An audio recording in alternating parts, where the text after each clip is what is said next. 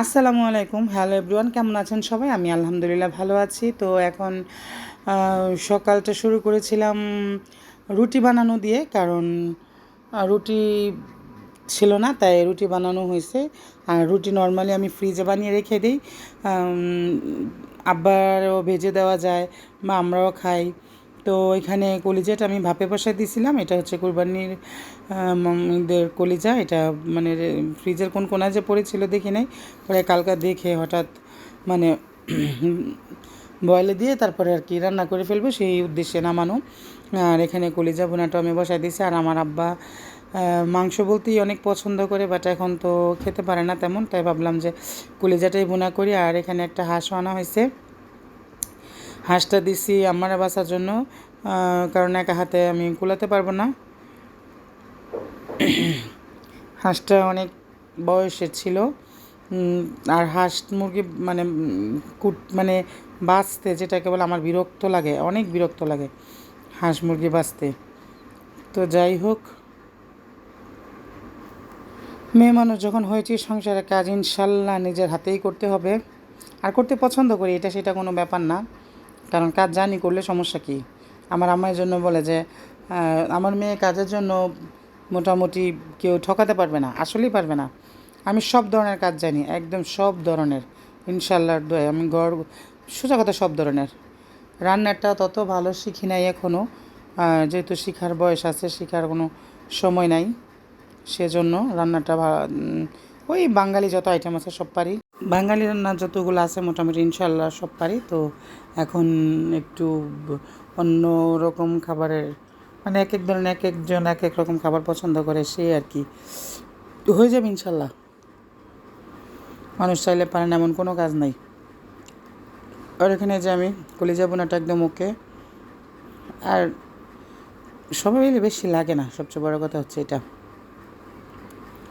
আর আমার রান্নার সার্থকতা তখনই ভালো আসে যখন আমার বাবা বলে যে রান্না মজা হয়েছে। উনি যখন ভাত খায় আমি ওনার দিকে তাকাই থাকি, আমার শান্তি লাগে। আর এই যে রুটি ভাজতেছি, সকাল সকালে নাস্তা আব্বার জন্য, কলিজা ভুনা আর রুটি, সেই স্বাদ সেই। ও সাথে ঝুরা মাংস দিয়েছিলাম আব্বারে, কারণ আমার বাবার এই সব খাবারগুলো খুবই খুবই পছন্দের। আর পরে ডিম বয়েল করে নিলাম, আম্মা খাবে, আব্বা খাবে, বেবি খাবে, সবাই খাবে সেজন্য। আর আমি হাঁসটা আরেকজনের হাতে বাসায় পরে চুলাতে ছেঁকে নিয়েছিলাম, কারণ এখানে অনেকগুলো পশম থাকে, এগুলো দেখতে মানে কেমন লাগে। পরে আমি আর কাটি কুটি নাই, আরেকজনের দিয়ে পরে কাটাইছি। এই যে শিং মাছ আনছিল আব্বা, শিং মাছগুলো কাটাইলাম, এগুলো বেবির জন্য। আমি শিং মাছ খাই না, আমাদের ঘরের কেউই খায় না এই শিং মাছ। আর এখানে ঘর দুয়ারের অবস্থা 12টা বাইজা রয়েছে।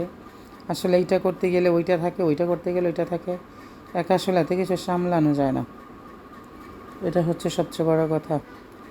কাজটা শেষ করে দেন, দুপুরে খাবার খেতে বসে গেলাম। এই যে একদম হুজুরের বউ,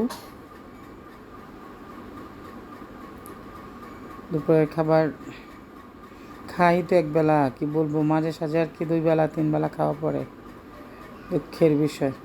তারপরে ভালো আছি, সুস্থ আছি, আল্লাহর কাছে দোয়া করি আল্লাহ যেন এইভাবে দিন যায় রাত পোহায়।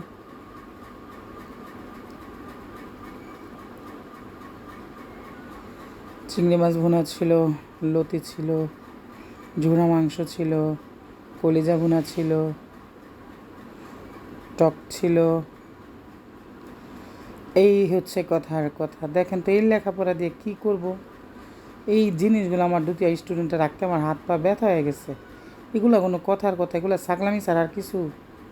হ্যাঁ, আমার ডিটেলস আমার এইখানে লিখতে হবে। পরে টিচার স্টুডেন্টগুলোর বিদায় করে দিয়ে কিছু কাপড় ছিল, কাপড়গুলো ধুয়ে নিলাম, কারণ কাপড় ধোয়া আমার সৌন্দর্য, আমার কাপড় না দিলে আমার ভালোই লাগে না। রাতে আবার সব কিছু গরম করে তারপরে রাখতে হয়েছে, নয়তো নষ্ট হয়ে যায়। এই তো, যাই হোক, ভালো থাকবেন। আসসালামু আলাইকুম, আল্লাহ হাফিজ।